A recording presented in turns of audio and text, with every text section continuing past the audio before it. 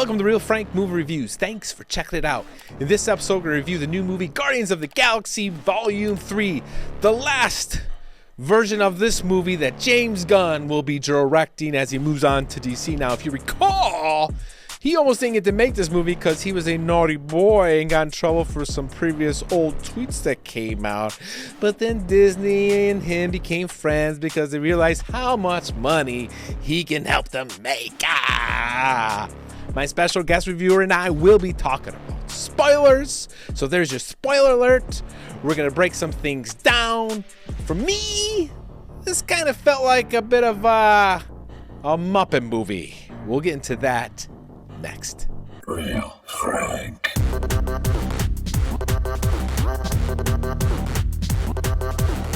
All right, welcome back to the show. Our Marvel expert for the Real Frank channel, Niles. How you doing, Niles?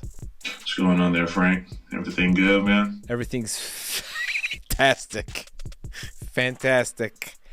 Guardians of the Galaxy Volume 3, the final one for James Gunn. Could you give our audience a synopsis of what this movie was about? Yeah, man. Guardians of the Galaxy 3, and like as you said, was James Gunn's final Guardians movie. It was the finale. We basically had the Guardians.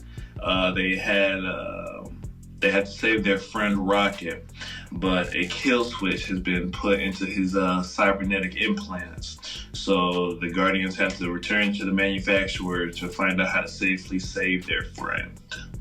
There you go. So it's safe to say we could call the Volume 3 one the Rocket movie? Basically. Yeah, because it seemed like the whole movie was about saving him and helping him.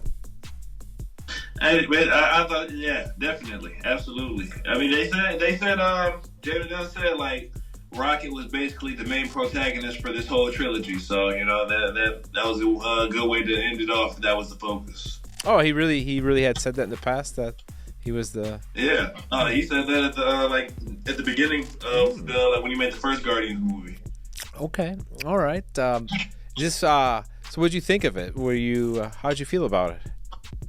I liked it, man. I liked it a lot because, you know, instead of really focusing on trying to expand the larger MCU, this is really it's like a real finale film, you know? So I feel like it was a good close off, a good way to end a story for one team, and, you know, kind of start a new one, you know, at the end of it. Right. So a new team because it kind of dismantled at the end a couple of the characters doing their own thing, and Rocket was promoted to the head of the group now. Captain. Yeah, captain.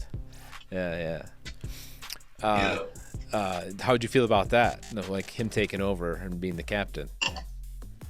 I mean, I think it's cool. You know, like the Guardians of the Galaxy, like they always have, you know, different lineups. Just the lineup that you saw in the movies was always just the most popular lineup.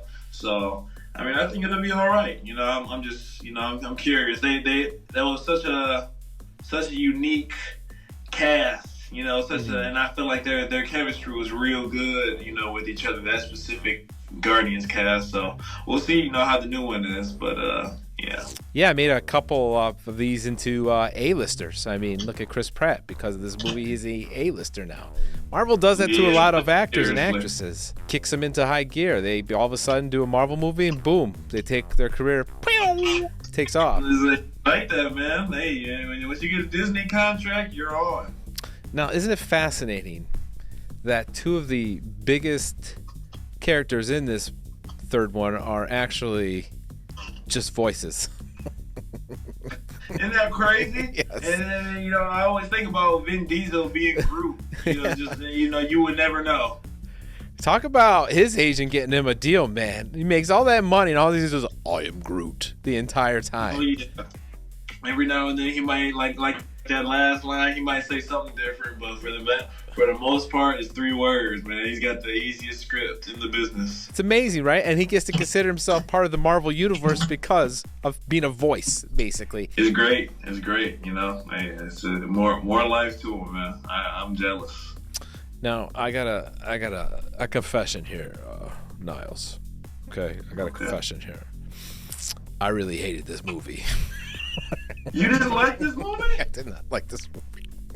Oh man, you're crazy. This is probably like I mean, I like them all, but I was saying like this could possibly be my favorite one, to be honest.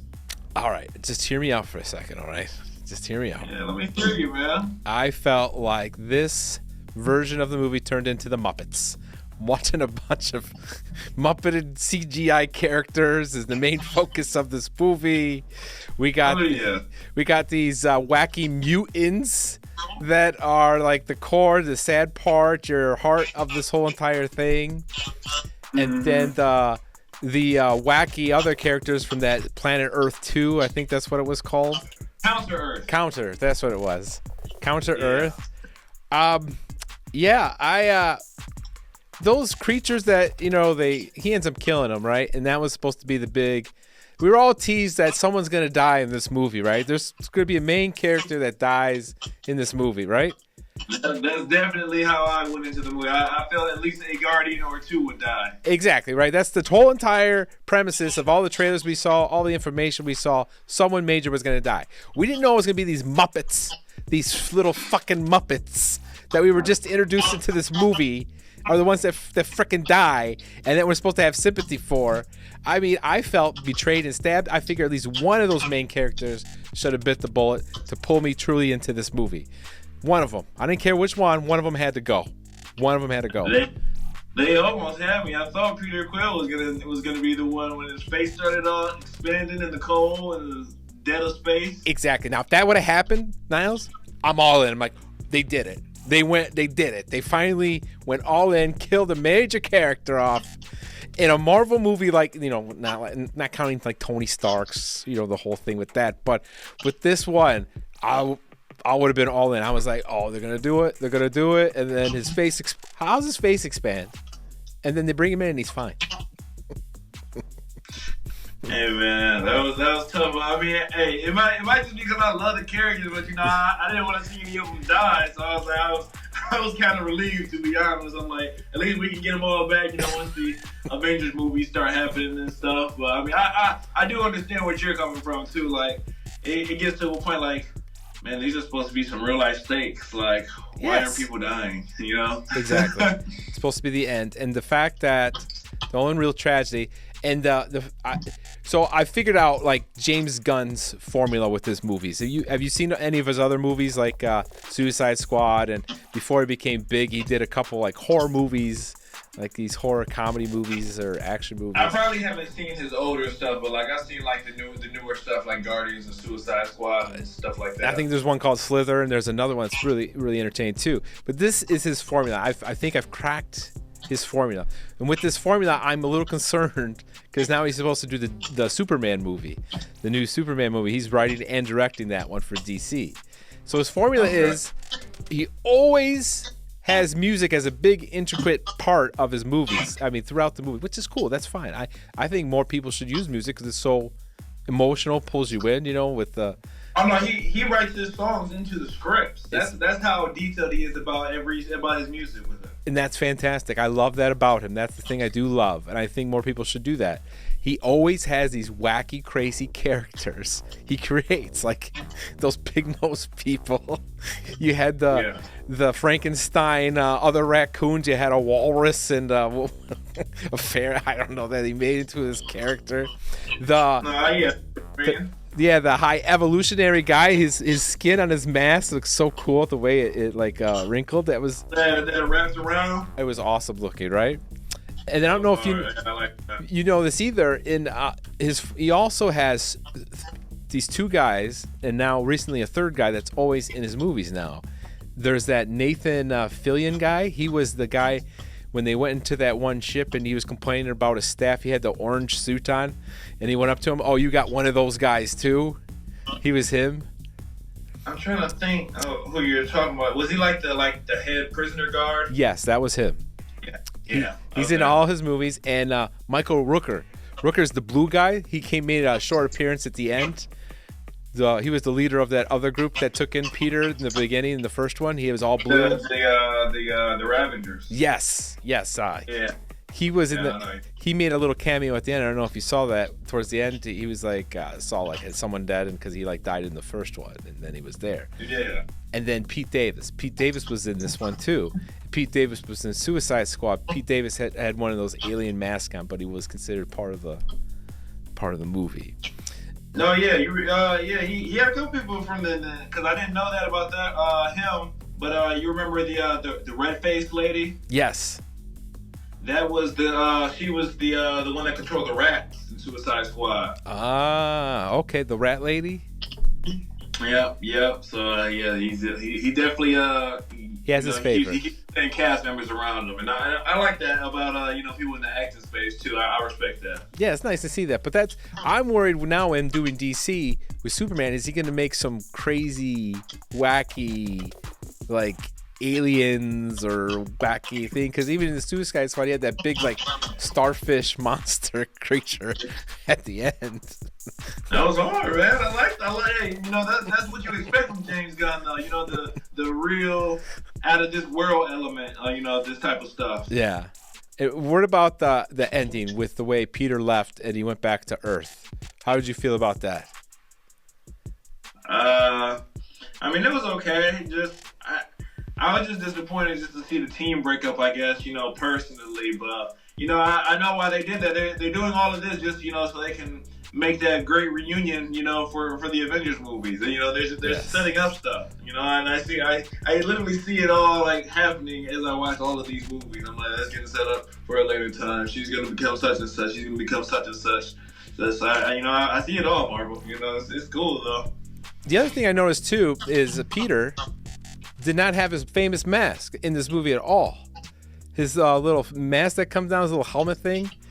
Yeah, that would have been like, that's kind of convenient because if he had that, he would have probably been fine in space. Right. At least lasted a little bit. Exactly. I didn't notice that. Wow, that's crazy. Why didn't he have that? Why? Because sometimes it just pops on and pops off. He can turn it on and off like a button or something, or that pops in. I don't know. Yeah, I don't know. You're right. He doesn't usually have that, but I did not think about it. Another thing too that annoyed me in this movie, I was getting a little tired of him being heartbroken. Like, get over it, dude. Like, she's dead. Hey man, that's comics for you, man. They get kind of cheesy at times, but hey, I want you for sure. Hey, you got Nebula on there. He was feeling her. He could have moved on. He would have been just fine. Take your pole and start poking someone else, and you'll feel all better. Right, he was a player before he met Gamora, man. He gotta get back to his roots. Exactly, right? Move on, right? Move on.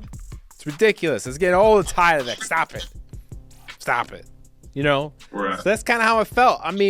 Part of this felt like a Muppet movie to me. A little bit too many of these characters. It was a lot of CGI, but I don't know, man. It might have just got me, man. You know what I'm saying? Like how you felt about the counter Earth inhabitants, like. They drew sympathy out of me because I'm an animal guy, I'm an animal lover. So just seeing like how he was treating Rocket and the other people he was locked up with, it was just that was a heart wrencher for me, man. So they got me. And that's exactly it, Niles. That's what he was trying to do, because this world is made up of people care more about animals in this world anymore than they do about people. So what's the best way to create a script that focuses on animals versus peoples and animals? No, yeah, exactly, man. Yeah, so. And then pull on your heartstrings. The way to get some tears out of me, man. You know what I'm saying? Did you cry? I thought that was a good element of the film. Did you cry? Did you get any tears? Oh no, not literal tears, like metaphorical tears, but it was definitely reaching on my heart, man. Did you get the lump in your throat where you started getting hard to swallow? Let's get that hard swallow. Yeah. And he's like, I'm okay. Exactly, man. That was sad, man. Especially when he blew up the planet, like my jaw dropped. I was like, no way. Yeah. He grabbed the whole planet like that. Oh. He said, that's it. It's not perfect. I'm out of here. You're all worthless to me. Yeah, man. But he was a good villain, and you notice they didn't kill this villain off.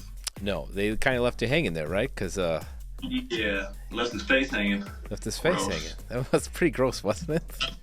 That was nasty. It was super nasty. I was like, and I'm looking at it, I'm like, man, how did they get this to work? Like, how does this look like this? How did they get away with that in a PG-13 movie? Because that was pretty grotesque. Yeah, they got an F-bomb in there, too. Yes. I think isn't that rule? One F-bomb you're allowed in a PG-13, that's it? And it has to come after a certain part in the movie, too, like an hour and a half into the film. These rules are so ridiculous. Who gives a fuck? Those stupid rules, my goodness. Yeah, man. Do you think the High Evolutionary makes an appearance somewhere in this Marvel world again? Yeah, actually. They didn't kill him, obviously, So, I need a on-screen death, if I think he's dead, but I don't think I'm pretty sure he survived. And if you notice, his power set, he doesn't have any superpowers per se, he's just real smart. Mm-hmm. But I don't know, I think just the powers that his technology allowed him to have, like the telekinesis or whatever, it's real similar to Kang the Conqueror. Did you notice? Yeah, I did. I did notice that. I'm thinking he's been alive for a while, so I'm thinking maybe, Kang, he probably met up with him, had some type of deal, shared technology.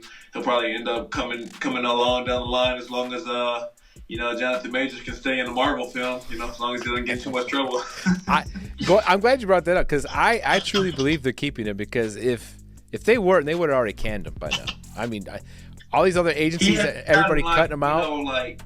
Convicted of anything, they're all allegations. I'm pretty sure that's the only reason why he hasn't gotten fired yet. But it's funny though, everybody else was beep beep beep, we're kicking him out. His agency, all these ad companies were kicking him out, but mine was like, we got a lot riding on him, he's a good actor. A lot riding on him. So I'm like, wow, that's gonna be really tough if say he actually gets in trouble for these accusations. I don't know what they're gonna do. I'm gonna be sad. I wanted to see him, be great, but that guy's if he's really being a clown.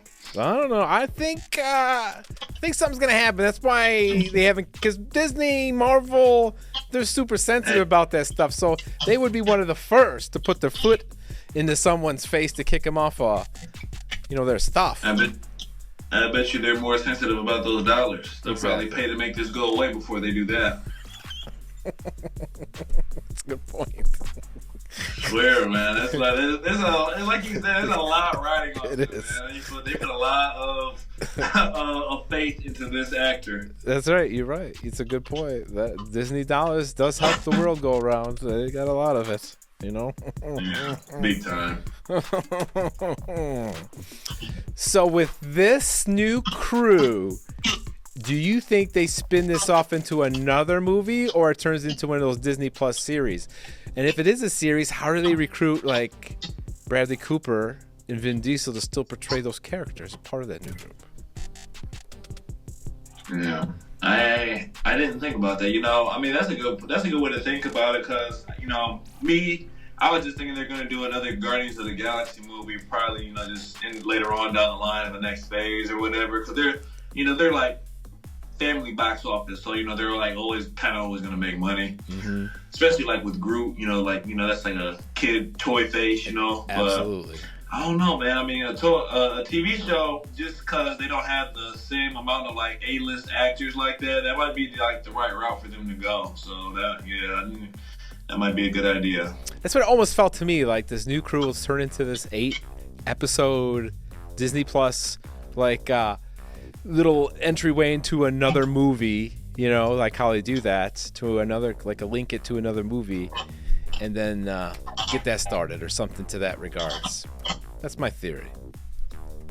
And the fact that they said at the end, the final scene credit, where Peter they said he will return, Lord, whatever his name is, will return, so... That's what I see. I see him getting his own Star-Lord movie. That's definitely what I see. Yeah. Yeah, then he gets his own movie, then they get their own TV series. That's how I was thinking.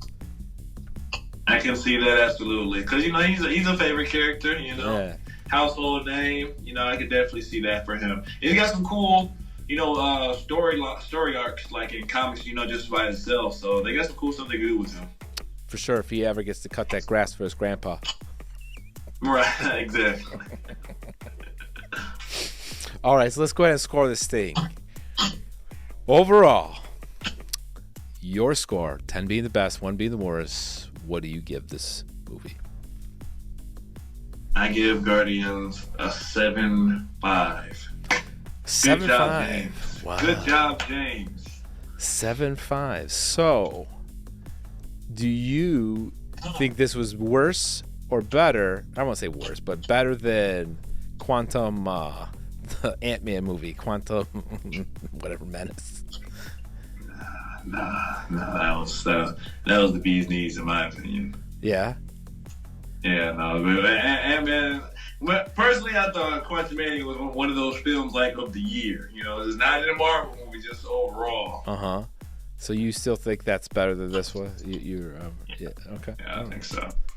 Okay, I appreciate that. That's good.